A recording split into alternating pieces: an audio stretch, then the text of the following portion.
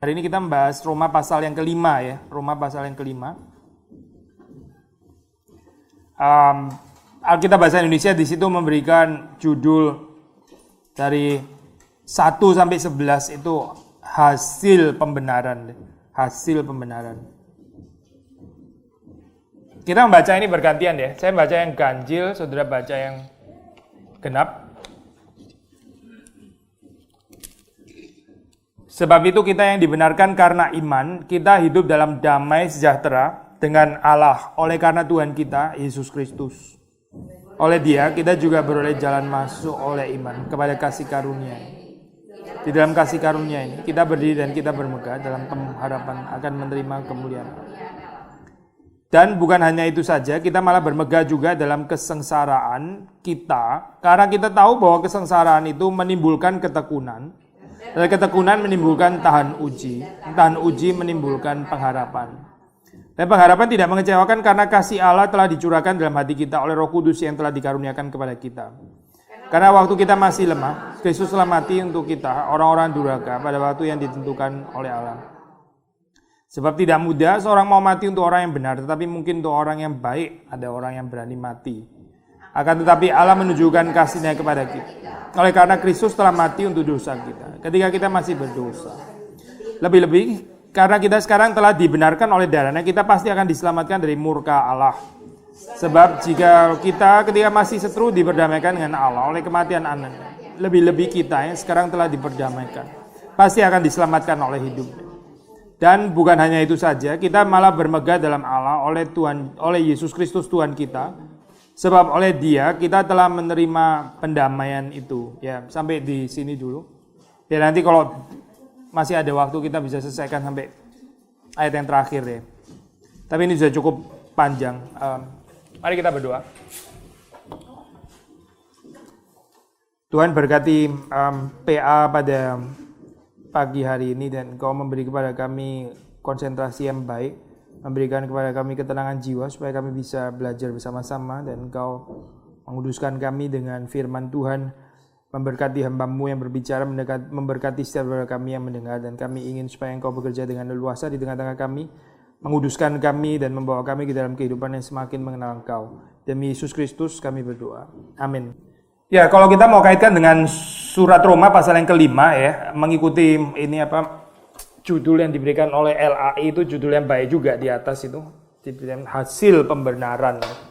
Kan kita seringkali diserang ya sudah ini orang Protestan seperti kayak menekankan iman, menekankan anugerah Tuhan, terus sudah pasti diselamatkan, baru setelah itu hidup juga berarti boleh sembarangan dan tetap diselamatkan dan sebagainya. Tapi gambaran itu gambaran yang karikatur ya sebetulnya, itu gambarannya nggak betul itu.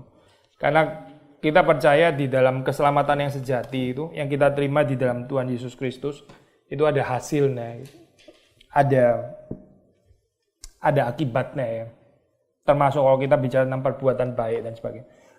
Nah ini juga konteksnya kita membicarakan itu ya. Jadi kita dibenarkan bukan karena kesalahan kita, bukan karena perbuatan baik kita, tapi semata-mata karena anugerah Tuhan melalui iman ya. Iman yang sejati itu enggak pernah sendirian gitu. Itu akan menghasilkan sesuatu ya. Makanya di sini diberikan judul hasil pembenaran. Tapi kita coba bahas ini ya dari ayat per ayat gitu, dari at least dari perikop yang di atas ini. Kata kunci di atas itu bicara tentang kata kunci di dalam ini ya. Ayat pertama itu bicara tentang iman kalau saudara membaca di sini. Bicara tentang damai sejahtera. Kalau saudara membaca di dalam bagian ini. Saya baca sekali lagi ya. Sebab itu kita yang dibenarkan karena iman, kita hidup dalam damai sejahtera dengan Allah oleh karena Tuhan kita Yesus Kristus. Dunia kita itu bergumul untuk mendapatkan ketenangan ya. Dunia kita itu bergumul untuk mendapatkan, memang istilah kalau bahasa Indonesia ya. Kadang-kadang terjemahan bahasa Indonesia ini sudah sangat khas bahasa Alkitab ya, sampai dengan kekasan bahasa Alkitab kayak gitu kayak nggak terlalu nyambung sama bahasa dunia sehari-hari gitu. Saudara ngerti nggak maksud saya? Kalau bahasa Inggris itu pakai istilah peace gitu, itu nyambung kan sama sehari-hari ya. Kita bicara world peace lah, ada United Nations yang mengusahakan peace dan sebagainya. Lalu orang hidup ya perlu peaceful dan sebagainya. Kita lihat iklan travel di bahwa ini is a peaceful experience dan sebagainya kata peace. Tapi begitu kita pakai kata damai sejahtera, agak transenden gitu ya istilahnya ya. Nangkep nggak? Kita nggak ngomong PBB itu mengusahakan damai sejahtera gitu misalnya. Bukan lah gitu. PBB kok mengusahakan damai sejahtera. Damai sejahtera seperti kayak kas kali urusan gereja gitu loh. Terjemahan kayak gini ini ada kelemahan ya. Nangkep nggak saya maksudnya? Karena nggak ada kaitannya sama di dunia sehari-hari gitu. Ya, kita kalau orang Kristen kan ngomongnya kan salam sejahtera gitu ya. Shalom dan sebagainya gitu. Itu sangat khas gitu ya. Sebetulnya artinya kan itu kan peace itu. Tapi kita lebih suka pakai istilah yang nggak dimengerti oleh dunia gitu. Lebih suka pakai istilah yang nggak ada sambungannya sama dunia. Terus kita bangga ini istilah Kristen gitu maksudnya. Lu nggak ngerti kan? Ya kan, makanya nggak ngerti. Iya, lu nggak Kristen ya pasti nggak ngerti gitu. Makin orang makin nggak ngerti, kita makin seneng gitu. Ada yang salah di sini dengan kekristenan kayak gini. Sebetulnya kita pakai istilah yang ada di dalam dunia ya. Saya bukan sedang mau mengobrak-abrik bahasa Indonesia, bukan itu gitu. Cuma ya sudah mau tetap pakai istilah damai sejahtera ya boleh gitu. Sejahtera sih itu dimengerti ya oleh dunia ya. Damai itu dimengerti juga oleh dunia, tapi damai sejahtera digandeng ini ya. Ini di dalam dunia kayaknya nggak ada padanannya gitu. Kalau sudah pakai istilah damai sejahtera langsung pikirannya itu kosakata perbendaharaan kata Kristen kan gitu dalam hal ini gitu. Kita pakai istilah damai aja lah saya di dalam hal ini ya. Manusia itu di dalam kehidupannya itu memang mencari damai gitu. Karena apa? Karena dunia ini memang penuh konflik. Konflik dengan orang lain ya, konflik dengan suasana, dengan kondisi. Ada orang konflik gak tentu dengan orang lain, konflik dengan situasi. Dia selalu berperang dengan situasi. Gak pernah bisa menerima situasi gitu. Dan karena itu nggak bisa bersyukur dan sebagainya. Ada orang konflik juga nggak konflik dengan dirinya sendiri. Dia nggak pernah bisa terima keadaan dirinya yang seperti ini gitu. Dia selalu kepingin jadi orang lain gitu. Ya, lalu diekspresikan dengan berbagai macam hal untuk supaya dia bisa menerima dirinya, supaya orang lain bisa menerima dia. Tapi orang lain sudah menerima dia, mungkin bahkan kagum. Dia sendiri tetap nggak bisa menerima dia. Gitu. Ini kan orang kasihan bener gitu ya. Ada orang lah itu kalau saudara baca kehidupan selebriti itu ya, selebriti banyak ya. Nggak semua selebriti sih kayak gini gitu, tapi nggak sedikit yang kayak gini. Mereka kan dapat pujian, mereka kan dapat tepuk tangan, mereka dapat fans banyak sekali gitu. Tapi mereka sendiri nggak bisa menerima diri mereka sendiri. Ini kan konyol gitu. Ada jutaan orang senang sama mereka, ada jutaan orang itu mencintai mereka, tapi mereka sendiri nggak bisa beres sama diri sendiri. Gitu. Kan konyol ya kayak gini ya. Seperti kayak jumlah orang segitu banyaknya itu jutaan itu kayak nggak ada artinya. Memang nggak ada artinya. Makanya di dalam bagian ini ya, kalau saudara membaca, karena iman manusia ya itu hidup di dalam damai, di dalam sejahtera dengan Allah. Damai itu terutama itu dengan Allah, soalnya yang pertama.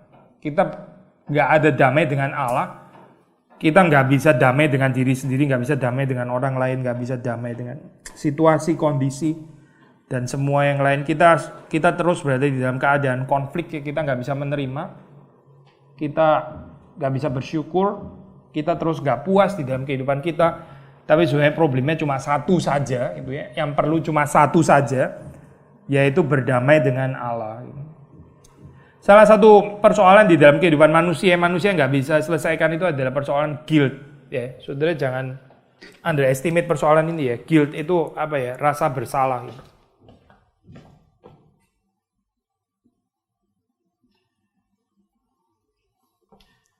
Guilt.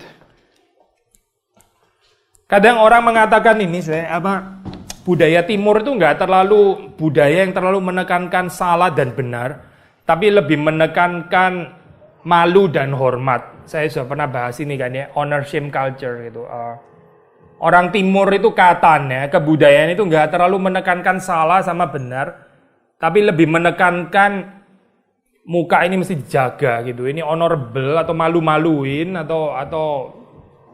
atau mulia gitu misalnya ya. Jadi urusannya lebih ke mulia atau malu daripada benar atau salah gitu ya.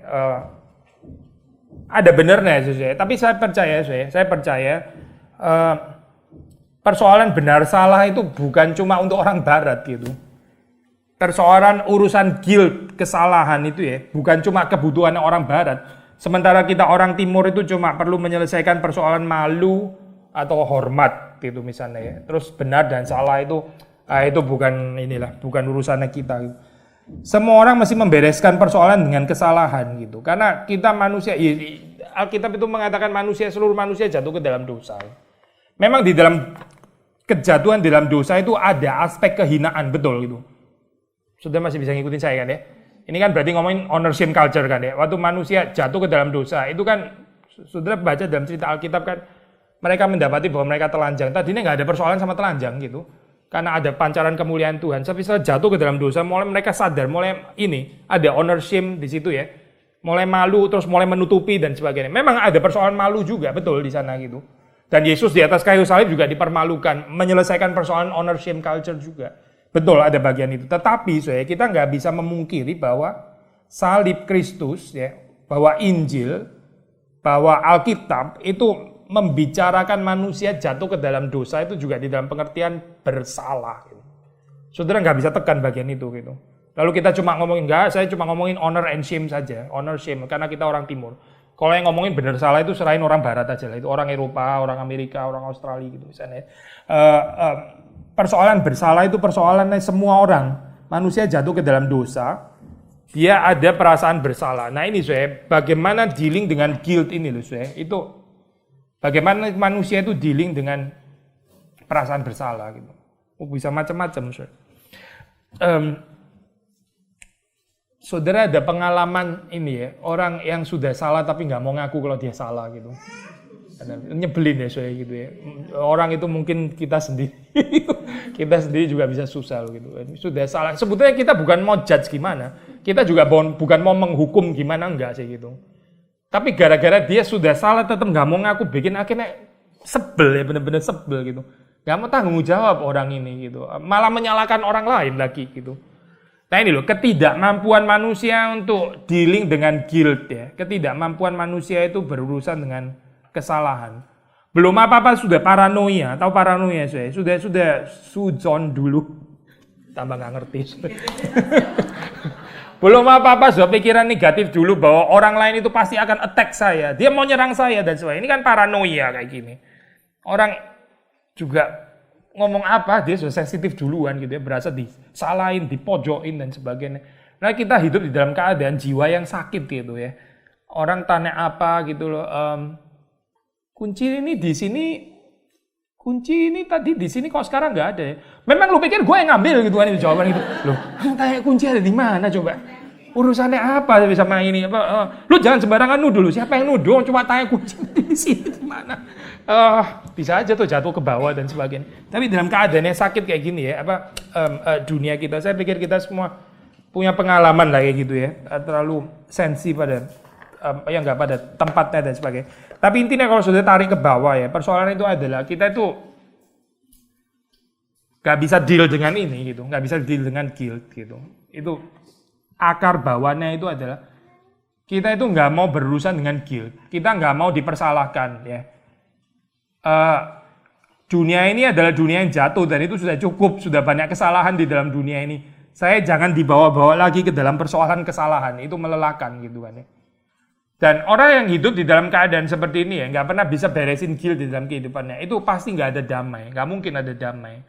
Ntar kalau nggak ada damai itu merembet ke semuanya, merembet ke kehidupan keluarga ya, urusan dengan suami, urusan dengan anak dan sebagainya, itu semua merembet, urusan dengan tetangga, di gereja juga gitu ya. Dan seterusnya. Karena dia nggak berdamai dengan dirinya sendiri. Hidupnya itu penuh dengan konflik. Hidupnya itu penuh dengan tension, penuh dengan tegangan. Deh. Lalu di sini Paulus ini baru ayat 1 sudah. Paulus menulis sebab itu kita yang dibenarkan karena iman. Deh. Hanya melalui iman. Iman itu bukan imajinasi, sudah bukan gitu. Iman itu adalah percaya ya sesuatu yang Tuhan memang sudah sediakan. Lalu di-apply kepada diri kita sendiri secara pribadi. Bukan rimin satu kebenaran objektif yang di luar gitu. Misalnya Yesus mati untuk dosa-dosa manusia gitu ya. Itu satu hal gitu. Itu kebenaran objektif yang di luar sana gitu ya. Tapi waktu kita beriman, Yesus mati untuk dosa-dosa manusia, saya orang berdosa, karena itu Yesus juga mati untuk saya. Nah, ini baru bicara iman gitu. Iman itu menerapkan apa yang objektif, benar, lalu untuk saya sendiri secara pribadi. Gitu. Melalui iman ya, dengan kita percaya, hidup kita itu direkonsiliasi dengan Allah. Kita hidup berdamai dengan Allah. Karena Tuhan kita Yesus Kristus, dan hanya di dalam Yesus Kristus ini ada rekonsiliasi ya.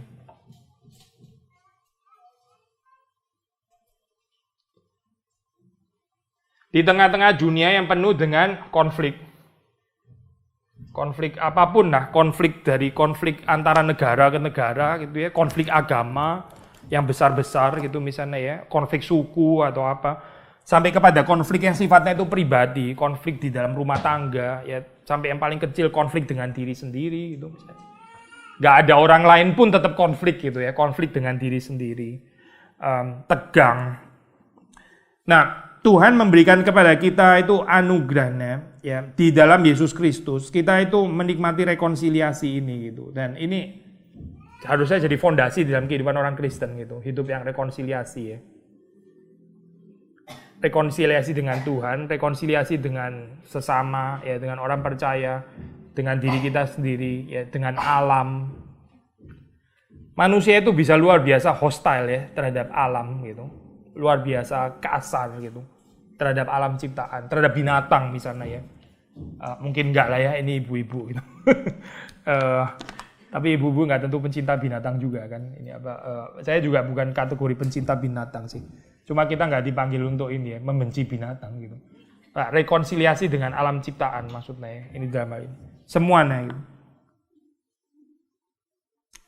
Ayat 2 mengatakan bahwa melalui iman ini juga kita bisa berdiri ya. Kalau di sini beroleh jalan masuk.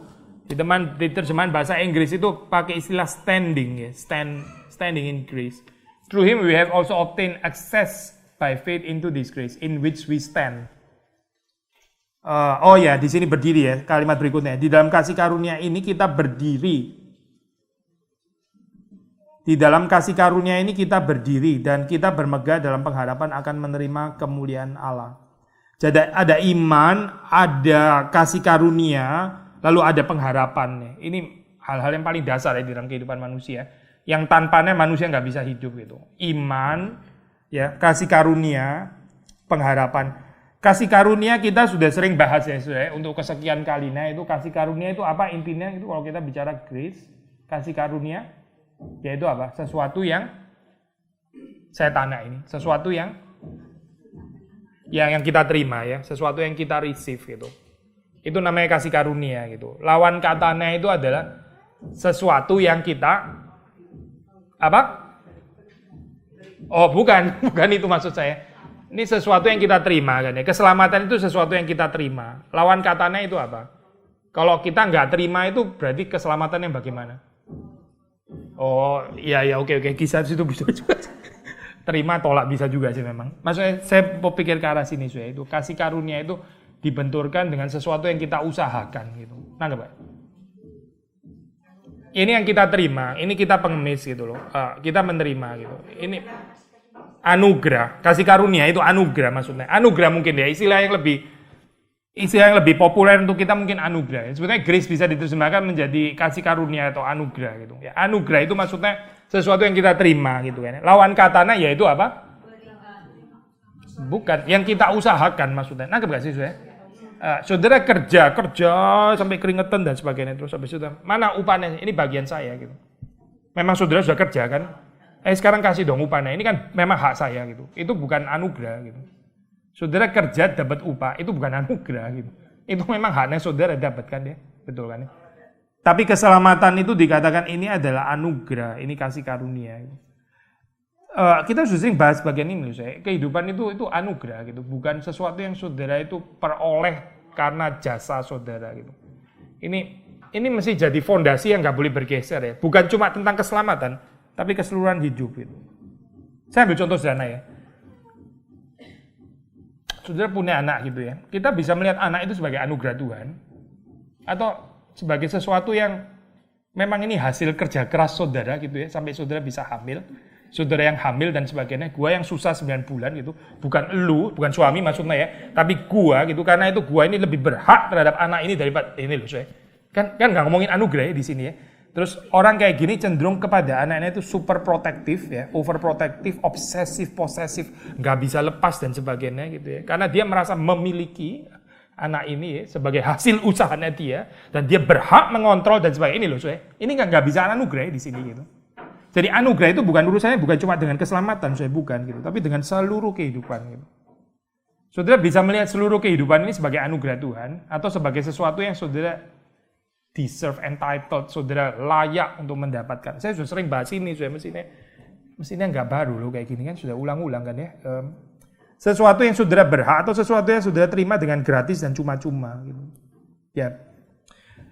Nah ini di dalam ayat 2 dikatakan oleh dia, oleh Yesus Kristus kita juga beroleh jalan masuk oleh iman kepada kasih karunia atau anugerah ini. Dalam kasih karunia atau anugerah ini kita berdiri.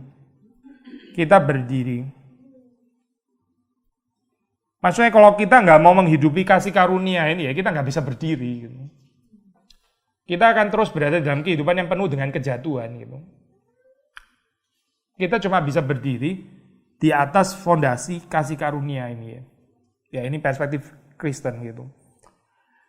Menghidupi Injil ya, maksudnya ini kalau saudara menghidupi Injil ya berarti kita terus-menerus berdiri di atas kasih karunia gitu. Jangan cuma kasih karunia diletakkan hanya kepada keselamatan, setelah itu kehidupan keluarga, kehidupan pekerjaan, semua yang lain saudara berdiri di atas yang lain, bukan kasih karunia. Itu berarti kita nggak menghidupi Injil namanya. Injil itu bukan cuma sekedar saudara percaya Yesus terima keselamatan, mati, masuk surga, selesai, setelah itu hidup terserah saudara gitu ya. Itu bukan Injil, saya bukan gitu. Itu jauh dengan yang diajarkan dalam Alkitab itu. Kita merindukan ini saya, orang-orang Kristen yang menghidupi Injil gitu. Kita nggak terlalu tertarik dengan orang Kristen yang cuma bisa ngomong Injil itu apa gitu ya. Secara kalimat apa ini namanya, semacam kalimat syahadatnya orang Kristen gitu misalnya. Saudara bisa menjelaskan gini, atau mengucapkan pengakuan iman rasuli, saudara hafal dari awal sampai akhir. Boleh saja gitu hafal. Saya kadang-kadang juga nggak hafal malah gitu. Masih lihat catatan dan sebagainya. Kita bisa lupa, tapi nggak apa-apa gitu.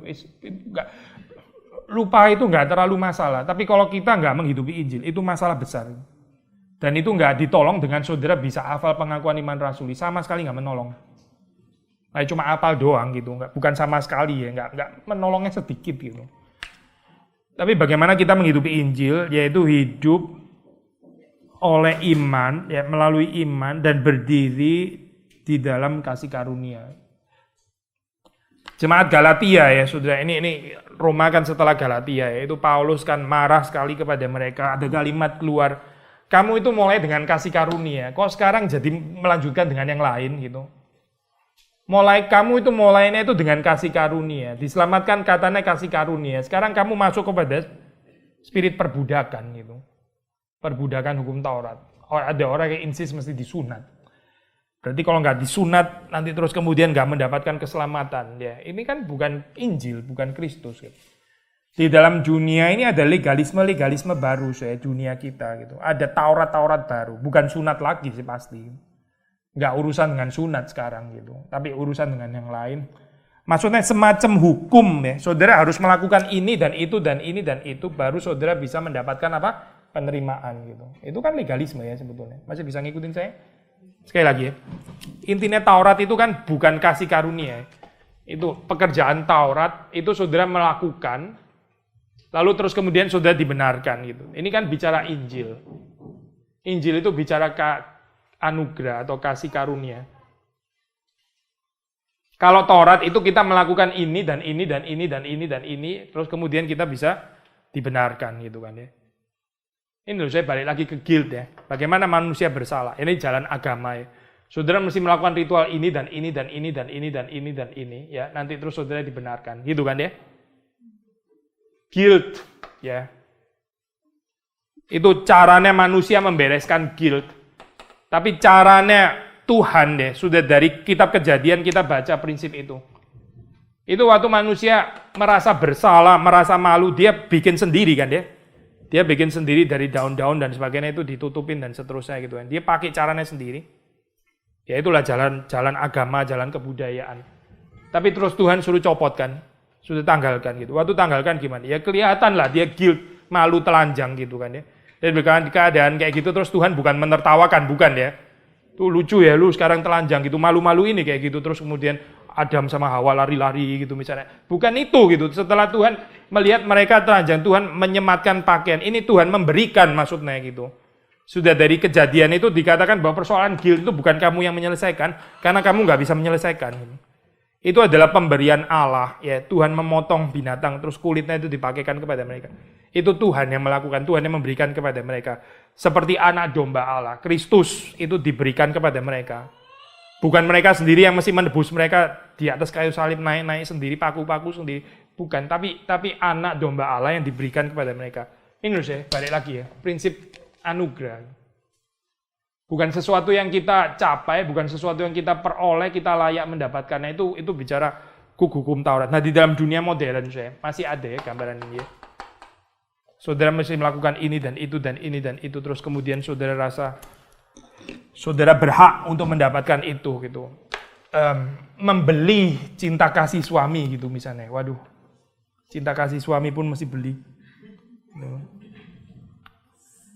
Saudara pernah baca cerita itu ya? Apa cerita? Kita sebenarnya bahas ya itu. Apa ini?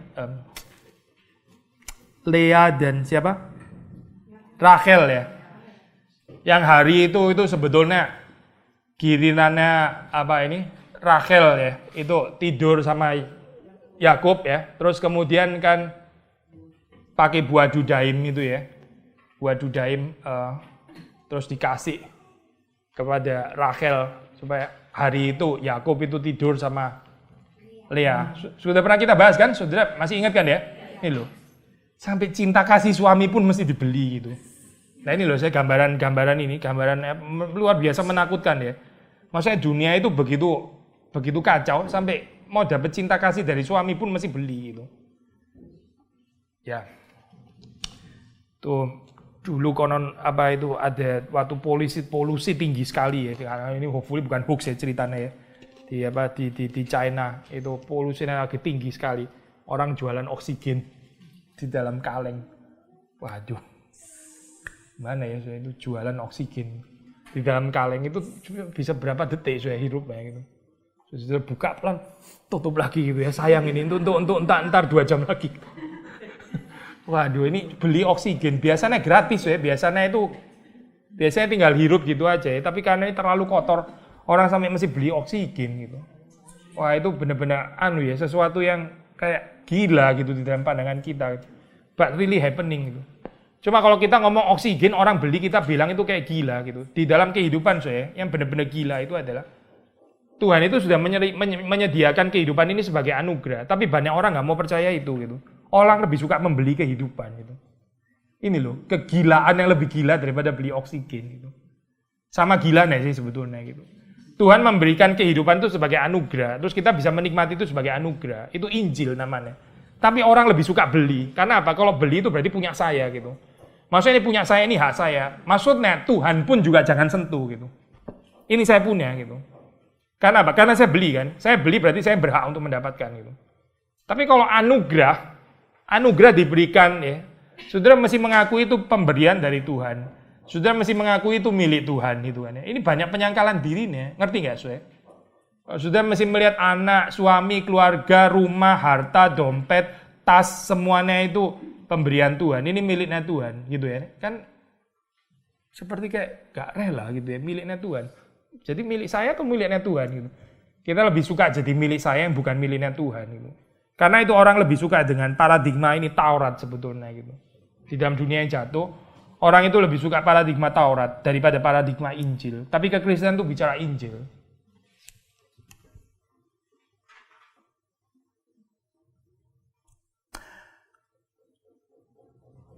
Di dalam kasih karunia ini kita berdiri, kita bermegah di dalam pengharapan. Ya, pengharapan akan menerima kemuliaan Allah.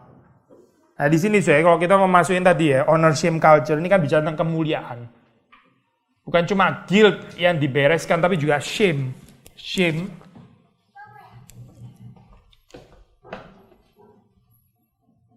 Rasa malu ya. rasa malu, shame, guilt. Ini kan guilt dibereskan dengan kita ada rekonsiliasi, ya, diperdamaikan dengan Allah. Kita jadi ada damai sejahtera. Dibebaskan daripada konflik ketertuduhan, accuse dan sebagainya. Tapi juga ini persoalan masalah malu gitu, malu ya. Saya nggak tahu ya secara gender studies gitu ya. Maksudnya makhluk mana yang lebih rentan terhadap rasa malu, laki atau perempuan? Mungkin dua-dua kali ya gitu. Laki-laki juga ada persoalan sendiri gitu. Saya percaya bukan cuma perempuan, tapi juga bukan cuma laki-laki gitu. Dua-dua but different expression kali ya di dalam hal ini gitu. Dua-duanya membutuhkan kemuliaan for sure gitu. Tapi kalau laki-laki biasanya itu dignitasnya kan cenderung diletakkan di ini kan kayak karir, pekerjaan dan sebagainya gitu. Kalau laki-laki kalau itunya nggak beres pekerjaannya nggak beres, karirnya katakanlah ini ya biasanya terus habis itu terjadi krisis gitu di dalam ini ya. Dia merasa diri nggak honorable dan sebagainya gitu. Jadi ada krisis psikologis gitu. Saudara perempuan saya percaya bukan ke sana kali ya arahnya, bukan ke karir, pekerjaan kan bukan di sana gitu, tapi di dalam pengertian yang lain gitu. Tapi either way, kita either laki atau perempuan, dua-duanya itu membutuhkan ini dignitas gitu, kehormatan. Dan di sini waktu kita membicarakan ini kita bermegah dalam pengharapan akan menerima kemuliaan Allah. Tuhan itu memberikan kepada kita kemuliaan. Dosa itu salah satunya dijelaskan dengan kehilangan atau kekurangan ya, kemuliaan Allah. Jadi manusia itu tadinya itu dignified, diciptakan di Taman Eden itu mulia dan hormat. According to the image of God, after the image of God. Lalu setelah dia jatuh, ya dikatakan ini dia kehilangan atau kekurangan, fall short of the glory of God. Kemuliaan Allah itu jadi kayak bukan hilang sepenuhnya sih, tapi redup gitu di dalam diri manusia ya. Dan itu di dalam Yesus Kristus dipulihkan. Nah, kita ngomong Yesus sama seperti guilt ya. Dunia ini punya solusinya sendiri bagaimana membereskan guilt. Misalnya ya, ini tambahin lagi satu contoh. Sebelum saya disalahin, saya salahin dulu. Sebelum saya disalahin, saya nyalain dulu. Gak peduli lu salah gak salah, pokoknya saya sudah nyalain dulu gitu. Ya, nih saudara ada pengalaman kan kayak gini. Sebelum saudara yang salah, mestinya saudara yang diamuk, tapi malah saudara yang ngamuk. Kenapa kok bisa saudara yang ngamuk ya, orang saudara yang salah gitu. Kenapa? Karena sebelum diamuk, gua ngamuk dulu gitu. Orang sudah diamuk dulu jadi mikir, loh, mestinya kan saya ngamuk ya gitu. Jadi kebalik di dalam kehidupan ini. Nah, orang bisa menyelesaikan guilt di dalam persoalan yang rumit seperti itu. Demikian juga orang bisa menyelesaikan ini ya, persoalan shame, persoalan rasa malu itu ya, dengan cara yang lain. Dunia dengan segala macam aksesorinya ini, gitu. Dunia dengan segala macam pajangan-pajangannya, dunia dengan segala macam kemunafikannya, dunia dengan segala macam external beauty-nya, external beauty dan seterusnya. Sebetulnya berusaha membeli apa? Berusaha membeli dignitas kan di situ. Berusaha untuk membeli kehormatan. Ya. Tapi kalau kita melihat di dalam Injil yang sejati, itu kita bermegah di dalam pengharapan menerima kemuliaan Allah. Saya baru khotbah ini Yohanes di ini pasal Yohanes di kebaktian di sini ya hari Minggu. Bicara waktu Yesus naik ke atas kayu salib itu istilah yang dipakai di situ tuh ditinggikan gitu. Itu dimuliakan. Saudara tahu Yesus dipermalukan kan di sana sebetulnya gitu. Dia ditelanjangi dan sebagainya. Itu shame yang paling rendah ya, sudah nggak bisa lebih rendah lagi gitu. Anak Allah diperlakukan seperti itu. Tapi istilah yang dipakai oleh Yohanes itu adalah dipermuliakan. Gitu. Yesus sedang dipermuliakan. Dipermuliakannya itu bukan nunggu waktu dia bangkit baru dia dipermuliakan ya. Yesus dipermuliakan itu waktu dia naik ke atas kayu salib itu sudah pemuliaan. Kalau menurut bahasanya Yohanes. Jadi ini satu paket ya. Kematian, kebangkitan, kenaikan ke sorga. Ini semuanya satu paket bicara tentang glorification. Nah, saya ingin mengaitkan ini juga dengan Roma gitu. Kalau kita bicara kemuliaan Allah, yang dipermuliakan oleh Allah ya, seperti Kristus itu bagaimana gitu. Yaitu orang yang dibenarkan, terus kemudian orang yang setelah dibenarkan Dia hidup berdiri di atas kasih karunia, ya, dan hanya kasih karunia saja, sola gratia, yaitu orang-orang yang memiliki kemuliaan yang sesungguhnya. Tapi kita yang tertarik dengan kehidupan yang dibeli, yang membeli, yang membayar, ya bukan menerima dan sebagainya, yang merasa kita berhak dan sebagainya, itu loh saya, itu kehilangan, itu kehidupan yang nggak ada kemuliaan sebetulnya. Kehidupan yang saudara berusaha untuk menghias diri, seperti kayak di dalam cerita kejatuhan, waktu manusia jatuh ke dalam dosa, dia menghias dirinya sendiri kan, menghias dirinya sendiri dengan aksesori itu bukan kemuliaan, itu kemuliaan palsu. Kemuliaan yang sejati yaitu kemuliaan yang diberikan oleh Allah. Kemuliaan diberikan. Saudara ingat ini kan Menara Babel ini, cerita Menara Babel. Itu kan manusia berharap dengan bangun tinggi sampai ke langit gitu ya. Manusia dapat kemuliaannya sendiri. Ya itulah sudah jalan dunia gitu. Orang ini berlomba-lomba untuk bikin semacam Menara Babel ya. Terus dari situ terus diingat dia jadi dapat kemuliaan gitu, dari apa yang dia kerjakan. Yesus dicobai oleh setan pun dengan cara yang sama juga ya. Kamu rubah batu ini menjadi roti. Jika kamu anak Allah. Maksudnya apa saya? Kamu itu belum terbukti bahwa kamu anak Allah. Kan pakai istilah jika kan. Jika kamu anak Yesus, bukan jika loh. Yesus memang benar-benar anak Allah kan ya. Saya kalau bilang jika saudara ini adalah perempuan gitu misalnya. Jika saudara bukan jika kan. Saudara nggak perlu jikanya saya. Tapi setan itu mencobai Yesus, dia bilang, jika kamu anak Allah. Itu kalau Yesus terprovok, kalau Yesus terbawa, ya tempted, dia terus kemudian kurang ajar ya. Dia nggak percaya lagi saya ini anak Allah. Akhirnya Yesus betul-betul membuktikan diri dengan mengubah apa? Misalnya, batu menjadi roti gitu ya. Terus setelah dia rubah misalnya, ayo sekarang lu percaya, karena saya betul-betul bisa mengubah batu menjadi roti. Berarti saya memang benar-benar anak Allah. Gitu. Ini loh saya, ini jalannya setan gitu. Cara kayak begini ini jalannya setan gitu. Ini jalannya dunia. Saudara mesti membuktikan diri terlebih dahulu ya. Baru terus kemudian saudara layak mendapatkan kemuliaan, approval, penerimaan dan sebagainya. Ini jalannya dunia gitu. Jalannya Injil itu kemuliaan itu bukan kita yang pasang sendiri, bukan. Kemuliaan itu diberikan oleh Tuhan. Dan sebelum Tuhan memberikan, kita mesti confess, kita mesti mengaku bahwa kita ini telanjang dan gak mulia gitu. Semakin kita berkelit terus ya, semakin kita apa ini namanya saya berkelit apa ini? Berkelit saudara mengerti ya.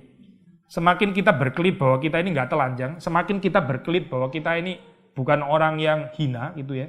Semakin kita membela diri bahwa kita ini sebenarnya honorable, semakin Tuhan nggak bisa tolong. Itu anak ya. Di anak masih dalam, kita semua juga masih dalam proses belajar sih. Tapi anak itu kan memang benar-benar ini ya, sedang belajar. Anak dalam proses belajar ya. Kalau dia sok tahu, dia padahal dia itu bodoh, tapi dia rasa dia pinter kan, helpless ya kayak begini. Gak bisa ditolong kan? Karena dia terlalu confidence itu dengan kehidupannya. Gak bisa ditolong. Dia mestinya menyadari bahwa dia itu ada persoalan, lalu orang bisa menolong dia gitu kan. Tapi kalau dia nggak pernah rasa dia ada persoalan, ini bukan cuma anak loh saya, ini sampai terus sampai hamba Tuhan juga bisa ada kayak gini saya. Dan hamba Tuhan juga nggak rasa perlu ditolong karena kayaknya nggak ada persoalan di dalam kehidupannya dan sebagainya. Ini menjangkiti dari yang paling kecil sampai pada paling tua gitu. Balik lagi ya saya, kita adalah orang berdosa, kita kehilangan kemuliaan Allah dan Tuhan tahu itu. Dan kalau kita confess itu dengan rendah hati di hadapan Tuhan, ya ini ada pengharapan kita menerima kemuliaan Allah yang di dalam Kristus, bukan yang kita bangun sendiri. Di dalam kehidupan yang taat kepada Allah. Dan bukan hanya itu saja, ini ayat ketiga ya. Kita malah bermegah, tadi kita pakai istilah boasting ya, boasting, bermegah. Boasting itu seperti kayak dekat sekali dengan istilah sombong gitu. Sebetulnya ada perbedaan ya dalam hal ini. Boasting itu orang yang punya confidence gitu loh maksudnya. Tapi kalau confidence-nya itu di dalam dirinya sendiri, ya dia itu benar-benar sombong gitu. Tapi ini dia bermegah di dalam Tuhan. Ya. Melalui iman bermegah di dalam pengharapan. Pengharapan itu kan berarti mengharapkan apa yang belum kan ya. Ini sesuatu yang akan diberikan kelak gitu. Ya, kita bermegah dengan apa yang akan kelak diberikan. Tapi sekarang memang belum. Tapi di sini dikatakan bukan hanya itu saja ya. Kita juga bermegah di dalam kesengsaraan. Bermegah di dalam kesengsaraan. Kesulitan hidup penderitaan dan sebagainya. Tapi nggak berhenti di situ ya. Kalau cuma berhenti di sini ya konyol ayat ini gitu. Masa di dalam kesengsaraan kita bermegah kayak orang sakit jiwa. Tapi ada alasannya kenapa kita bisa bermegah di dalam kesengsaraan. Ayat-ayat berikutnya itu. Karena kesengsaraan menimbulkan ketekunan tahan uji, dan tahan uji menimbulkan pengharapan. Pengharapan itu tidak mengecewakan. Saya bahas ini ya, ini bagian paling penting di sini sebetulnya. Pertama bicara tentang penderitaan atau kesengsaraan ya. Sengsara di situ menimbulkan apa? Ya, ketekunan. Ketekunan lalu belum tahan uji kan ya. Ketekunan itu menimbulkan tahan uji. Lalu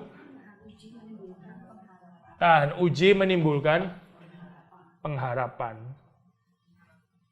Perhatikan ya, step-step ini gitu, nggak loncat gitu. Menuju kepada pengharapan itu ada rantai ini.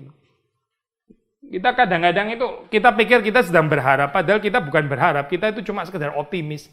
Optimis yang naif, terus cenderung menipu diri gitu. Akhirnya hidup dalam delusi. Saudara mengerti ya kalimat ini ya? Saudara selalu pikir positif gitu, nggak ada apa-apa. Pokoknya hidup itu selalu lancar terus. Itu saudara sedang menghipnotis diri sendiri gitu. Itu nggak ada urusannya sama pengharapan Alkitab, saya bukan. Pengharapan Alkitab bukan itu. Pengharapan saya terusin dulu ya. Pengharapan itu apa? Tidak mengecewakan. Karena apa? Karena kasih yang dicurahkan di dalam hati kita oleh Roh Kudus. Ntar saya bahas bagian terakhirnya ini. Tapi di sini dulu. Tidak mengecewakan karena kasih ya. Kasih yang diberikan oleh Roh Kudus ya. Kita bahas satu-satu ya, bagian ini penting. Di tengah-tengah ini ya, gambaran kekristenan yang kayaknya selalu mau menghindari kesengsaraan gitu ya. Nggak mau address suffering ya. Malah mengutuki penderitaan gitu kan. Saudara familiar kan ya dengan ajaran-ajaran kayak gini. Ini sama semuanya nyambung gitu loh. Bagaimana manusia itu berurusan dengan guilt, rasa salah. Oh, bisa dengan caranya sendiri bagaimana lah gitu ya. Sudah kita bahaskan ya. Bagaimana manusia berurusan dengan rasa malu. Oh, manusia bisa punya caranya sendiri gitu. Oh, saya pokoknya pakai pakaian bagus aja. Anting-anting saya ada 5 atau apa gitu ya. Konde sampai 7 meter ke atas lah atau apa gitu. Coba, saya kan keren kan. Padahal di dalam itu seperti itu penuh dengan rasa malu. Tapi ditutupi dengan semua macam aksesori bedak yang 5 cm dan seterusnya gitu. Terus tampil kayak gitu, orang kayak ini honorable gitu kan. Manusia punya caranya sendiri menyelesaikan guilt, manusia punya caranya sendiri menyelesaikan shame, dan manusia punya caranya sendiri menyelesaikan suffering. Manusia punya caranya sendiri gitu. Salah satunya tidak mengakui kesengsaraan gitu kan. Kamu kenapa? Oh enggak apa-apa. Enggak apa-apa. Wah. Ya, orang reform. Ada caranya sendiri menyelesaikan ini nggak menyelesaikan sih sebetulnya gitu. Tapi deal dengan suffering secara salah gitu. Ada gereja nggak mau membicarakan kesengsaraan sama sekali. Lalu gereja yang suka membicarakan kesengsaraan dianggap kayak gereja yang pesimis, gereja yang terkutuk, gereja yang konyol, kok bicara kok kesengsaraan gitu ya. Bicara kesengsaraan. Saya pernah cerita kepada saudara kan ya, ada satu teman sekarang dia jadi profesor, jadi dosen teologi di Singapura. Dia waktu kecil, saya cerita lagi ya, ini pengulangan saya pernah cerita. Dia waktu kecil tuh pergi ke satu gereja ya. Setiap kali dia ada persoalan dia ngomong dan sebagainya itu hamba Tuhannya selalu bilang, oh kita mesti beriman gitu. Beriman saja gitu. Ya, akhirnya dia setiap kali ada persoalan dia datang, jawabannya gitu lagi, mesti beriman gitu. Beriman saja gitu ya. Kan beriman. Ya beriman. Akhirnya dia keluar dari gereja itu. Dia bilang apa? Ini anak kecil yang matang luar biasa ya. Masih kecil waktu itu dia bilang, gereja ini nggak bisa address suffering gitu. Gereja ini nggak bisa membicarakan kesengsaraan gitu. Nah, nggak maksudnya. Setiap kali Pak saya susah ada beriman gitu ya. Sudah satu kata itu terus gitu. Beriman. Maksudnya Pak, lu jangan ganggu saya gitu. Lu jangan ganggu saya. Saya nggak mau tahu dengan kesengsaraanmu gitu. You sengsara sendiri saja gitu. Itu maksudnya beriman tuh dalam kurung itu maksudnya. Saya jangan ganggu saya gitu. Kalau lu di dalam kesengsaraan, persoalan ada pada lu. Karena lu nggak sanggup beriman gitu. Jadi maksudnya apa? Ini bukan tanggung jawab saya gitu. Bukan urusannya pendeta, ini urusan lu sendiri, kenapa lu sengsara gitu. Saya percaya kadang-kadang memang ada tempatnya orang itu sengsara karena dia, ya bukan berarti kesengsaraan selalu harus jadi tanggung jawabnya gereja, ya enggak sih gitu. Memang ada saatnya orang itu menyengsarakan dirinya sendiri, kita tahu ada. Orang yang terus suka memang terus nggak mau keluar dari masalahnya, akhirnya akibatnya sengsara terus itu. Memang ada orang kayak begitu, tapi saya percaya nggak semua orang lah kayak gitu. Ada orang yang betul-betul sengsara dan dia itu perlu bantuan, dia sebenarnya mau keluar dari sana gitu. Tapi terus dia nggak bisa, terus bagaimana? Bukan karena dia nggak mau, memang benar-benar nggak bisa gitu. Dia membutuhkan pertolongan, dia membutuhkan konseling, dia membutuhkan kekuatan, penghiburan, pendampingan dan sebagainya. Tapi setiap kali dibilang beriman gitu. Ya sudah, lama-lama dia sudahlah saya nggak ke gereja ini lagi. Gereja ini nggak bisa membicarakan penderitaan. Gitu. Saudara kalau pergi ke dokter ya, dok saya ada sakit ini, percaya kamu sembuh aja gitu. Gimana sih, saya datang ke sini perlu resep gitu. Saudara bilang, ya masih positif pikirannya, jangan rasa dirimu sakit gitu. Lama-lama saudara males kan ke dokter kayak gitu kan. Karena apa? Ini dokter nggak bisa dealing dengan illness berarti gitu. Dokter ini nggak bisa membahas sakit penyakit. Dia tahunya cuma bilang percaya saja dan sebagainya. Percaya saja. Oh, kenyataannya saya sakit kok. Percaya saja. Ini kelihatan seperti kayak bahasa Kristen ya. Tapi sebetulnya ini kegagalan untuk menghadapi kenyataan sebenarnya gitu. Kegagalan menghadapi realita. Nah di sini ya, kalau sudah baca tulisannya Paulus itu bicara tentang suffering, dia sendiri suffer. Dia tahu jemaatnya juga suffer, sama-sama menderita, ada kesengsaraan. Lalu dia, ya ini teologi yang baik ini ya, bisa menjawab persoalan kesengsaraan itu bagaimana gitu, memberikan makna kesengsaraan itu apa gitu, kenapa itu perlu di dalam kehidupan manusia. Yaitu dijawab di sini kan ya, karena apa? Karena kesengsaraan, di dalam kesengsaraan itu kita bermegah. Karena kesengsaraan itu menimbulkan ketekunan. Sudah ketekunan kita itu belum teruji ya. Kalau kita itu belum mengalami sengsara. Gitu. Sekali lagi ya, ketekunan kita itu belum teruji kalau kita itu belum mengalami sengsara. Ya inilah, saya salah satu contoh sederhana ini aja ya. Kena renovasi sedikit langsung cari gereja lain. Ya, belum masuk penganiayaan. Cuma ketok-ketok sedikit, itu pun yang kena ketok itu tembok, bukan kepala lu gitu loh ya. Yang diketok itu bukan kepala lu. Gimana kalau kepala lu yang diketok-ketok coba gitu. Ini bukan kepala gua dan kepala lu. Ini yang lain yang diketok-ketok. Gini aja saudara rasa seperti kayak sangat penuh dengan ketersesatan. Saya cari ya sudah kayak gini nih gimana gitu. Saya sebenarnya nggak mau judgmental ya, tapi saya mengajak kita semua introspeksi gitu ya. Itu apa? Di dalam kehidupan kadang-kadang kita ini terlalu cengeng gitu, terlalu mendewakan convenient ya, apa itu namanya, mendewakan kenyamanan gitu loh. AC mati sedikit langsung gimana gitu ya, gak tahan dan seterusnya. Gak tahan banting orang itu, gak tahan uji ya. Tapi sebelum bicara tahan uji, kita bicara ini dulu saya, Pak. Endurance ya, endurance. Endurance itu ini ya, ketekunan gitu. Ada sedikit perbedaan saya antara endurance, ketekunan dengan tahan uji. Itu karakter kalau bahasa Inggris pakai istilahnya. Karakter.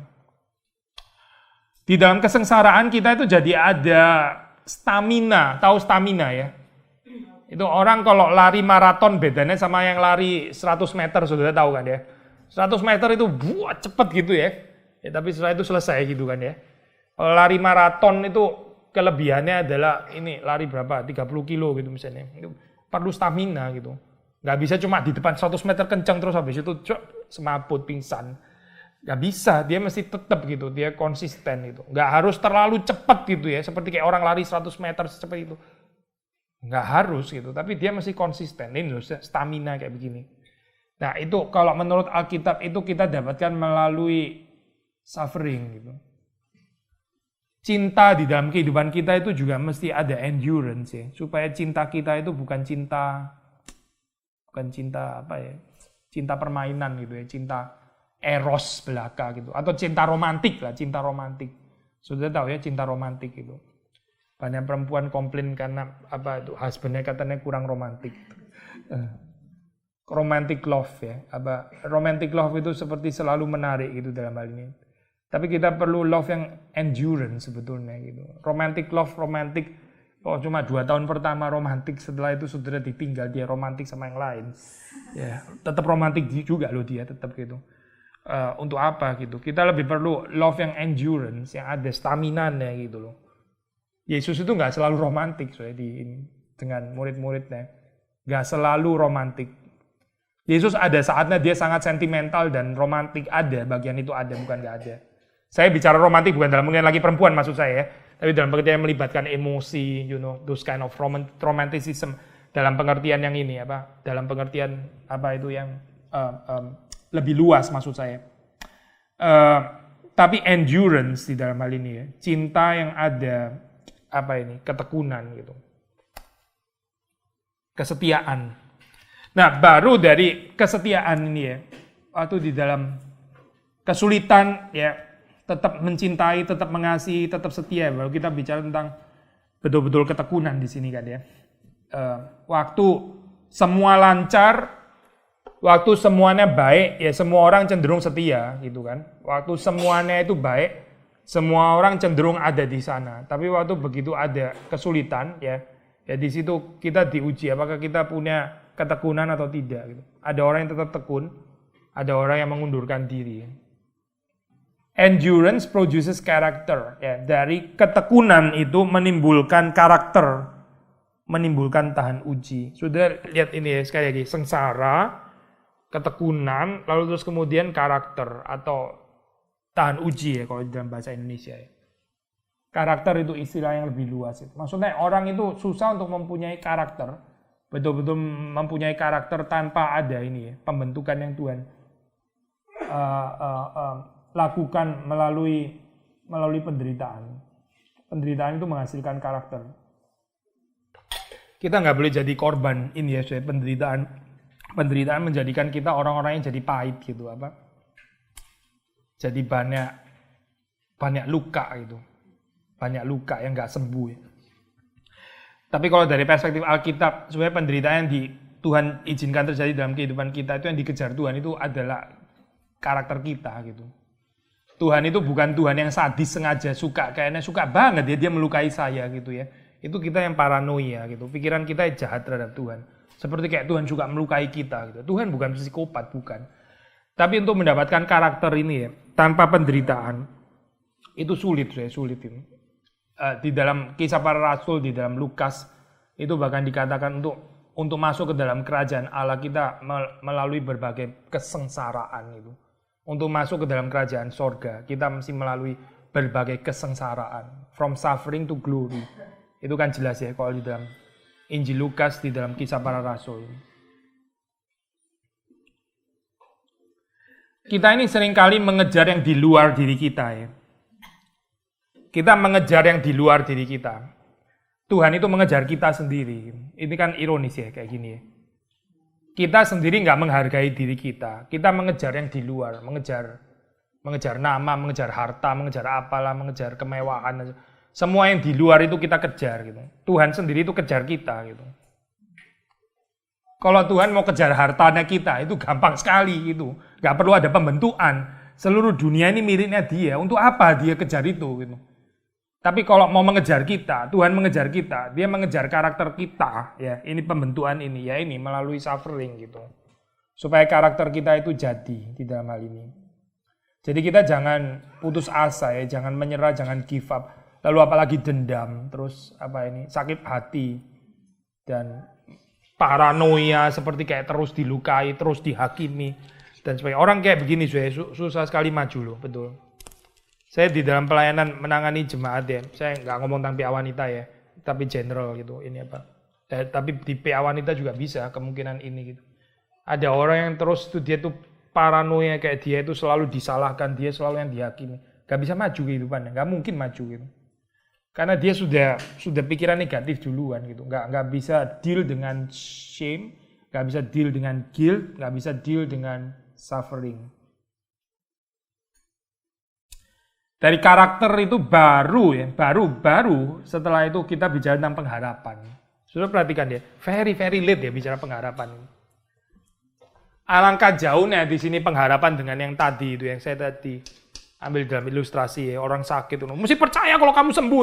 itu kayak tiba-tiba lompat ke sini gitu. Nah, maksudnya bedanya. Pengharapan Kristen itu sudah lihat ya, ini stepnya, kesengsaraan, ketekunan tahan uji atau karakter. Dari karakter ini yang dibentuk oleh Tuhan baru kita bisa jadi orang-orang yang berharap gitu. Tapi bukan tanpa ini loh, bukan tanpa ini. Jadi kalau saudara di dalam keadaan sulit dan sebagainya, terus tiba-tiba saudara berharap. Saya khawatir berharap yang tanpa ini ya, tanpa ketekunan dan tanpa karakter. Itu bukan pengharapan Kristen sebetulnya gitu. Itu saudara cuma sedang menghipnotis diri saudara sendiri gitu. Yang nantinya akhirnya mengecewakan, pasti akan mengecewakan. Di sini kan dibilang pengharapan tidak mengecewakan kan ya. Karena apa? Ya karena karakter kita sudah terbentuk gitu, nggak akan mengecewakan. Tapi alangkah mengecewakannya pengharapan yang dilontarkan ya, tanpa ada pembentukan karakter itu gampang sekali kecewa. Banyak orang itu kecewa, termasuk kecewa dengan gereja, kecewa dengan hamba Tuhan, kecewa dengan pengurus gereja, dengan pimpinan gereja, kecewa dengan orang Kristen yang lain ya, dan seterusnya. Kecewa karena apa? Ya karena pengharapan mereka itu bukan pengharapan yang alkitabiah. Itu optimisme manusia ya. Sekali lagi ya, mengulangi poin ini ya. Kita bisa deal dengan cara kita sendiri. Kita bisa deal dengan shame dengan cara kita sendiri atau dengan cara Tuhan gitu ya. Kita bisa deal dengan suffering itu dengan cara kita sendiri atau dengan cara Tuhan. Demikian juga kita bisa berharap ya, dengan cara kita sendiri atau berharap menurut cara Tuhan gitu. Kalau berharap menurut cara Tuhan ya ini, sengsara, ketekunan, tahan uji atau karakter, lalu terus kemudian berharap gitu. Kalau berharap dengan cara kita sendiri, kita tiba-tiba mesti pikiran positif gitu misalnya ya. Jangan punya pikiran negatif dan sebagainya. Itu sekarang itu saya, kalau sudah lihat banyak itu khotbah-khotbah itu ya, saya bukan ini ya, bukan ngomong gini terus kemudian saya berasa lebih baik, lebih suci dan sebagainya. Ini fakta kok ngomong kayak begini. Banyak orang katanya pengkhotbah itu sangat mirip motivator sebetulnya. Lalu mereka mengira pengharapan kosong itu semuanya, yang nggak bisa dihidupi. Gitu. Lalu orang mau gitu karena hidup ini memang sangat-sangat hopeless sih memang. Hidup ini sangat nggak ada pengharapan. Lalu orang itu perlu motivator itu dia. Terus ini nggak mateng saya orang kayak gini gitu. Tahu ya, orang ini tidur gitu ya. Sudah punya anak yang kadang mau bangun aja males gitu misalnya. Lalu saudara mesti motivasi dia gitu. Gitu kan? Ada kan pengalaman kayak gini ya. Coba, saudara ini umur berapa coba? Lalu saudara mesti digituin sama orang lain. Lucu nggak sih? Saudara ini umur berapa gitu maksudnya? Coba saudara umur 40, 50, 60 gitu misalnya. Terus saudara mesti, ayo kehidupan tuh indah loh. Tuh, kehidupan kita ini tertidur sampai mesti dimotivasi kayak gitu maksudnya. Kan terus orang seneng gitu ya dimotivasi kayak gitu. Saya sedih loh saya melihat keadaan kayak gitu. Itu berarti apa? Banyak orang di dalam dunia itu mirip kayak anak kecil kayak gini gitu. Mesti semua itu didorong-dorong gitu. Semuanya mesti didorong-dorong. Semuanya mesti di-encourage. Semuanya mesti ada apa ya? Ada cheerleader. Tahu cheerleader enggak? Mesti ada cheerleader, ada yang tepuk tangan gitu. Gila ini kayak gini. Mas perlu cheerleader untuk hidup kita perlu cheerleader gitu. Cheerleadernya yaitu para motivator itu gitu. Tapi kalau kita mateng ya, kalau kita terbentuk kehidupan kita ya, kita nggak perlu itu gitu. Kita nggak perlu terus motivational speech itu nggak perlu gitu. Sebetulnya itu sesuatu yang sudah common sense, nggak usah lagi lah gitu. Kita sudah tahu gitu bahwa hidup ini perlu bangun. Ya iyalah. Lalu kalau lu nggak mau masak air, nggak ada air bersih, masa kayak gini masih dikasih tahu sih gitu. Kalau nggak masak air, nggak ada air bersih, ya iyalah. Ya masak air gitu. Setelah itu terus lu bisa tuang, lu minum gitu. Ya sudah gitu. Masak. Ayo hari ini masak air, ayo, 1, 2. Ya, gila, masak air aja diginiin. Gitu. Konyol ya kehidupan kayak gini ini konyol. Dan kalau saudara perhatikan ya, khotbah itu isinya itu cuma kehidupan yang sederhana yang sebetulnya nggak perlu dikasih semangat gitu. Tapi jadi dikasih semangat lagi itu. Untuk apa sih? Karena di dalam dunia ini banyak orang-orang lemes yang nggak ada arti hidup, nggak ada pembentukan karakter, nggak bisa dealing dengan guilt, nggak bisa dealing dengan shame, nggak bisa dealing dengan suffering, dan karena itu juga nggak bisa berharap dengan benar. Terus dikasih harapan-harapan yang akhirnya mengecewakan. Gitu. Kehidupan intinya itu cuma berputar di dalam diri sendiri. Saya ada berapa kali pengalaman ini sih, konseling orang. Biasanya kita konseling kan mesti mencoba juga mengerti mereka gitu ya. Kita mesti mengerti kesulitannya gitu. Tapi sampai suatu saat kita mesti tegur juga dong. Kalau ada persoalan yang dia nggak bisa keluar mesti ditegur kan. Nah itu beberapa kali ya, waktu masuk ke dalam bagian itu, sudah selesai konselingnya.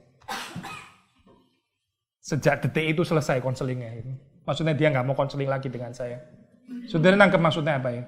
Orang itu maunya dimengerti, ya, cheerleader itu tadi gitu lagi. Kita bukan nggak bisa itu, dan itu juga jadi bagian kita mesti mengerti dia. Tapi waktu kita bicara ini lo borok lu tuh di situ gitu maksudnya, lu tuh mesti keluar dari situ. Langsung dianggap, oh kok menghakimi saya ya gitu, menghakimi. Dia maunya adalah yang terus ya itu memang, ya saya ngerti kamu, sini, I give you a hug gitu misalnya. Nah, ini orang seneng kayak gini gitu ya. Begitu dipukul pantatnya gitu, marah dia gitu. Padahal memang benar perlu dipukul. Tapi dia nggak bisa terima gitu. Dia maunya yang terus dihak gitu. Sampai kapan? Iya kalau umurnya 3 tahun. Kalau orang itu umurnya 3 tahun ya oke lah. Saudara hak kayak gitu ya. Memang dia masih kecil gitu. Saudara nggak bisa pukul dia masih misalnya gitu ya. Ini umur 40, 50, 60 masih kayak gini. Mesti digini ya. Hak. Gimana sih? Lu ini bayi tua atau apa sih? Ini nggak cocok gitu gambarannya gitu. Nggak grow up. Nggak bertumbuh di dalam kehidupannya ya. Jemaat yang dewasa itu jemaat yang gimana saya? Salah satu nih, ini bukan semua nih. Salah satu nih, jemaat yang dewasa itu jemaat yang bisa ditegur. Jemaat dewasa itu bisa ditegur. Itu orang yang dewasa gitu. Yang nggak dewasa itu nggak bisa ditegur saya. Saudara nggak bisa tegur apapun, langsung tersinggung gitu. Langsung nggak bisa terima gitu di dalam kalimat teguran. Ya inilah saya nggak dewasa gitu. Anak kecil. Balik lagi ya. Waktu kita membicarakan tentang pengharapan yang sejati, kita bicara pengharapan yang sejati itu bukan di dalam pengertian yang meninabubukkan, di dalam pengertian yang apa ini, sweet talk gitu ya, perkataan-perkataan manis yang menyenangkan, sekedar pikiran positif. Tapi kalau menurut Alkitab itu melalui kesengsaraan, dari kesengsaraan ada ketekunan ada karakter yang terbentuk, tahan uji, lalu terus kemudian tahan uji atau karakter itulah menimbulkan pengharapan. Orang yang karakternya sudah dibentuk oleh Tuhan semakin mirip Kristus ya. Waktu dia berharapnya itu betul gitu. Dia berharap apa? Dia berharap kemuliaan Allah, dia berharap mendapatkan Allah sendiri. Tapi kalau nggak terbentuk karakternya, dia berharap yang bukan-bukan. Berharap yang nggak realistis. Gitu. Berharap suami mesti jadi Tuhan gitu misalnya. Berharap suami kok jadi Tuhan. Posisinya Tuhan nggak bisa direbut sama suami ya tetap suami gitu. Tuhan tuh nggak berdosa, suami itu orang berdosa. Kita mengharapkan suami jadi kayak Tuhan, ya celaka. Akhirnya sakit hati sendiri gitu, karena kita mengharapkan suami jadi perannya jadi Tuhan.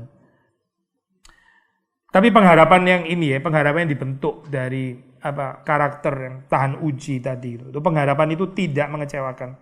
Tapi bukan cuma berhenti di sini, saudara. Kenapa tidak mengecewakan? Saudara perhatikan ya, ini kata kunci penting sekali ya, karena kasih. Pengharapan itu nggak mengecewakan karena kasih. Karena kasih. Karena kasih siapa? Kasih Allah. Kasihnya Allah dicurahkan di dalam hati kita oleh Roh Kudus yang telah dikaruniakan kepada kita. Orang itu banyak kecewa di dalam pengharapannya ya. Selain karena dia nggak terbentuk karakternya tadi, kita sudah ngomong. Tapi juga karena dia itu nggak mengerti kedalaman cinta kasih. Pengharapan itu menjadi pengharapan yang tidak mengecewakan waktu kita mengenal kasih Allah, waktu kita sendiri mengasihi. Orang yang mengasihi itu nggak gampang kecewa, tapi orang yang menuntut selalu dikasihi, itu banyak sekali kecewaannya, banyak sekali kecewaannya. Sekali lagi ya, orang yang mengerti kasih Allah dan karena itu dia bisa mengasihi, baik mengasihi Allah maupun mengasihi sesama, dia itu nggak gampang kecewa. Saya bukan bilang dia nggak bisa kecewa sama sekali loh, itu ntar ini ya Pak, robotik nggak realistis lagi gitu. Tapi saya bilang dia nggak gampang kecewa, dia masih bisa kecewa, tentu saja dia masih bisa kecewa. Tapi dia nggak gampang kecewa, dia nggak rentan terhadap kekecewaan gitu. Tapi orang yang di dalam pengharapannya dia selalu mengharapkan, selalu dikasihi orang lain, ya. Instead of dia mengasihi. Karena apa? Karena dia nggak mengerti cinta kasih Allah. Dia selalu berharap orang lain tuh selalu mencintai dia dan sebagainya. Ini kayak gini ya Pak. Ya mengecewakan gitu. Akhirnya banyak kekecewaan di dalam kehidupannya. Dia mendapati bahwa banyak orang itu kok kurang mengasihi dia.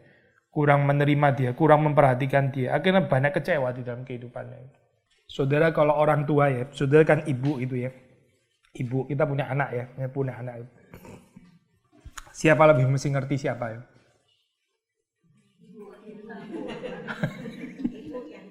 Iya dong. Masa kayak gini jangan jawab salah loh. Ya kita yang lebih dulu lahir, ya kita lebih mesti ngerti mereka, toh betul kan? Ya kita juga mau mendidik mereka juga mesti ngerti kebenaran, itu betul juga sih. Mesti mengerti kehendak Tuhan, itu juga tanggung jawab benar. Tapi kalau dibandingkan siapa lebih mengerti siapa? Siapa yang lebih boleh kecewa kepada siapa? Kita kecewa kepada anak atau anak lebih boleh kecewa kepada kita? Mulai agak susah ya pertanyaan. Masih sama. Oh, dua-duanya boleh kecewa. Memang sih dua-dua bisa kecewa, betul. Tapi sebetulnya siapa lebih, apa ya istilahnya, bukan boleh, lebih ada ruang untuk boleh kecewa gitu. Hah? Ibu. Wah, kita ada persoalan di sini.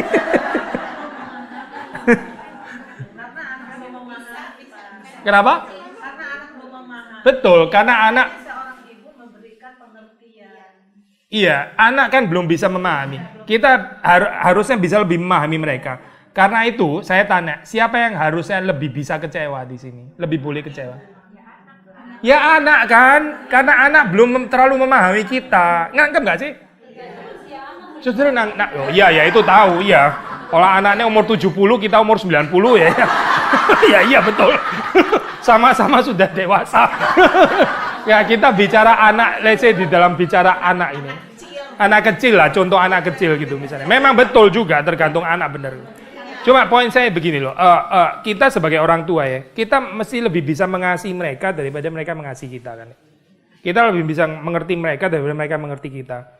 Kalau mereka kecewa kepada kita, itu tanda kutip lebih normal. Kalau kita kecewa sama mereka, itu agak lucu loh. Nah, kembali poin saya. Saudara bilang, saya tersandung lihat tingkah polanya orang Kristen. Siapa bu itu? Anak saya. Loh, aneh gak sih saudara? Kalau anak tersandung dengan tingkah pola orang Kristen, yaitu orang tuanya yang mengaku Kristen, masih bisa dimengerti kan ya? Saudara nangkep gak? Karena anak itu mengharapkan orang tua jadi panutan. Lah kita orang tua kok jadi kecewa sama anak yang nggak bisa jadi kesaksian Kristen. Memangnya dia itu panutan lu atau bagaimana? Kan semuanya kebalik. Saudara nangkep nggak sih maksudnya? Kita orang tua kita yang harusnya jadi teladan untuk mereka, bukan mereka jadi teladannya kita doh.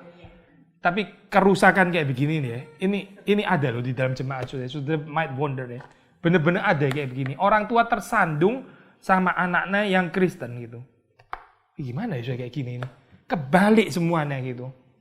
Saya mau kaitkan dengan prinsip ini ya. Kalau kita mengasihi, kita mengerti cinta kasih Allah, kita itu nggak gampang kecewa gitu. Orang yang gampang kecewa itu karena dia kurang mengasihi. Dia nuntutnya itu orang selalu harus mengasihi dia. Orang harus menghormati dia. Termasuk anaknya sendiri harusnya mengasihi dia.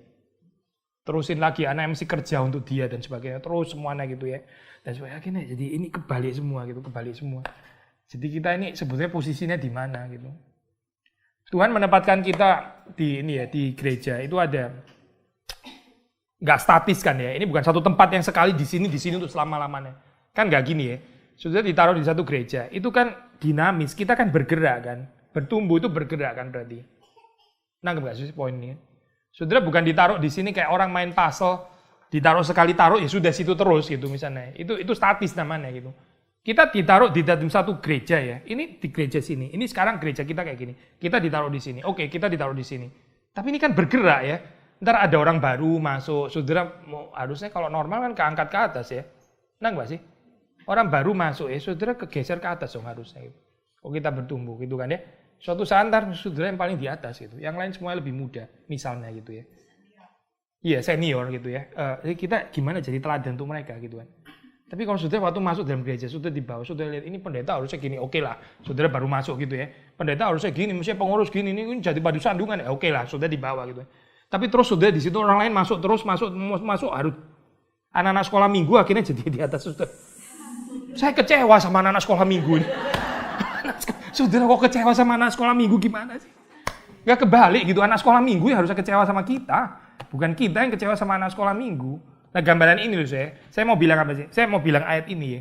Kalau kita itu mengasihi itu berarti yang di atas mengasihi yang di bawah. Itu kan mengasihi ordo yang di atas, mengasihi ordo yang di bawah, betul kan? Seperti suami mengasihi istri gitu kan ya. Suami itu ordo yang di atas mengasihi istri, betul kan ya? Memang istri juga mengasihi suami, betul. Tapi kalau dalam Alkitab kan terutama ditekankan kosakata istri apa? tunduk menghormati kan ya. Yang di bawah itu hormat kepada yang di atas itu mengasihi yang di bawah gitu kan ya. Lalu orang tua itu mengasihi anak-anaknya, anak ya takut hormat kepada orang tuanya gitu kan ya. Taat yang ini kan ke bawah sama ke atas gitu. Nah, poin yang saya mau katakan adalah waktu kita bisa mengasihi karena kasih Allah dicurahkan dalam hati kita itu nggak gampang kecewa gitu. Karena kita makin lama makin ke atas, tangkap nggak susah? Saudara, ordonya itu makin lama makin ke atas. Kita mengasihi, akhirnya kita kasihkan berarti ordo yang di bawah kita kan. Berarti saudara itu makin lama makin dekat dengan Tuhan gitu. Karena itu nggak gampang kecewa. Dan Tuhan itu pasti nggak mengecewakan. Tuhan nggak mungkin mengecewakan kita kan ya. Tapi orang itu banyak kecewa kalau dia itu mempertahankan ordonya di bawah terus. Itu dia banyak sekali kecewanya. Alias tidak bertumbuh. Sekali lagi ya. Orang itu banyak kecewa karena dia itu menempatkan diri di ordo di bawah terus gitu. Jadi dia yang mesti dikasihi, dia yang mesti diperhatikan, dia yang mesti dilayani, dia yang mesti dimengerti. Ini berarti dia di bawah dong. Semua yang lain di atasnya dia gitu. Terus dia kecewa, lu nggak cukup mengasihi, nggak cukup menghormati, nggak cukup ini, ya nggak kecewa akhirnya gitu. Dan Tuhan itu mau membebaskan kita dari kekecewaan dengan cara apa? Dengan cara mempertumbuhkan kita, bukan dengan cara gini, mulai hari ini nggak ada lagi orang yang mengecewakan lu. Ya saudara, nggak ada lah hidup kayak begitu. Tuhan juga nggak akan menjadikan itu. Kita maunya kayak begitu. Mulai dari sekarang nggak ada lagi orang yang menyakiti engkau. Itu misalnya ya, semua orang akan mencintai engkau. Itu bukan caranya Tuhan, saya bukan. Gitu. Caranya Tuhan adalah kita diangkat ke atas. Waktu kita diangkat ke atas, kita jadi nggak mengharapkan itu lagi. Jadi kita malah belajar mengasihi yang di bawah kita. Sehingga kita nggak banyak kecewa. Paling ya kita sedih gitu loh, sedih. Kalau orang yang kita cintai akhirnya nggak bisa mengerti kita, ya kita sedih, betul kan ya? Jiwa orang tua kan harusnya begitu kan ya? Kalau dia mengasihi anak-anaknya nggak bisa ngerti dia, salah ngerti malah, misalnya gitu. Ya sudah, memang sedih gitu. Makanya tadi saya bilang bukan nggak ada kekecewaan sama sekali, tapi ini jenis kekecewaan yang berbeda. Gitu. Saudara mengasihi, ya, terus kemudian saudara dilukai. Itu kekecewaan yang berbeda dengan saudara dilukai dengan orang yang saudara harapkan mengasihi saudara. Masih bisa nangkep ya kalimatnya, agak sedikit rumit ya. Saudara sedih dengan orang yang saudara kasih, ya, itu kekecewaan yang berbeda dengan saudara kecewa karena mengharapkan orang yang di atas saudara mengasihi saudara, tapi saudara nggak terlalu dapat itu. Gitu. Itu kekecewaan yang berbeda. Gitu. Ya. Maka di sini kita membaca pengharapan itu tidak mengecewakan karena kasih Allah telah dicurahkan di dalam hati kita oleh Roh Kudus yang telah dikaruniakan kepada kita. Kasih. Ini ya, kalau Paulus bilang di dalam Korintus ini lebih besar daripada iman. Lebih besar daripada pengharapan. Tadi kita bicara iman kan ya. Tadi kita bicara pengharapan, tapi kasih itu yang paling besar di antara semuanya. Gitu. Kalau kita bertumbuh ya, kita bertumbuh di dalam kasih.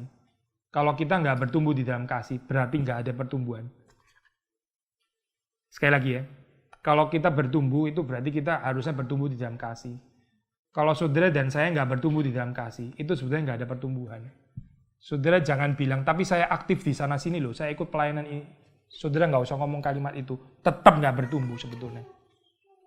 Saudara jangan gantikan, tapi saya puasa loh, 1 minggu 2 kali, tetap nggak bertumbuh. Saudara jangan, tapi doa saya makin lama, tetap nggak bertumbuh. Kalau kita nggak bertumbuh di dalam kasih, ya berarti nggak ada pertumbuhan. Saudara nggak bisa gantikan kasih dengan semua yang lain. Dengan theological knowledge lah, dengan apa. Tapi saya sekarang bahasa Latin lebih ada kosakata lebih banyak, tetap nggak bertumbuh. Nggak peduli saya sama bahasa Latin lah, bahasa teologis, bahasa apa. Itu cuma bahasa, cuma vocabulary gitu. Tapi yang mesti terjadi dalam pertumbuhan itu adalah kasih. Karena tanpa bagian ini ya berarti Kristus itu nggak jelas di mana, menguasai kita di dalam hal apa. Karena Allah itu kasih, Alkitab bilang itu Allah itu kasih. Kalau kita bertumbuh di dalam Dia, kita bertumbuh di dalam kasih. Ya, harap kita ini ya Pak, ada kesempatan lebih banyak lain kali membicarakan tentang ini ya, tentang cinta, tentang kasih dan sebagainya. Kematangan rohani yang nggak bisa ditukar dengan apapun. Tuhan, kami bersyukur untuk firman Tuhan, kami berdoa supaya Engkau menolong kami untuk bisa menghidupinya. Kami berdoa supaya Tuhan yang memelihara hati dan pikiran kami boleh terus bertumbuh di dalam pengenalan kami akan Tuhan. Kami semakin mengasihi, kami semakin mencintai Tuhan. Dan kami menjadi orang-orang yang boleh dipakai Tuhan untuk menjadi berkat bagi lebih banyak lagi orang, lebih dalam lagi. Terima kasih Tuhan untuk setiap orang yang sudah hadir pada pagi hari ini. Tuhan memberkati kami semua. Demi Yesus Kristus kami berdoa, kami bersyukur. Amin.